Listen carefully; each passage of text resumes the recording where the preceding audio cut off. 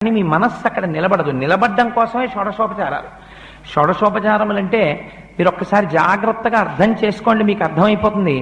మొట్టమొదటిది ధ్యానం, రెండవది ఆవాహనం, మూడవది ఆసనం, నాలుగవది పాద్యం, ఐదవది అర్ఘ్యం, ఆరవది స్నానం, ఏడవది వస్త్రం, 8 యజ్ఞోపవీతం, 9 గంధం, 10 పుష్పం, 11 ధూపం, 12 దీపం, 13 నైవేద్యం, 14 తాంబూలం, 15 నీరాజనం, 16 మంత్రపుష్పం.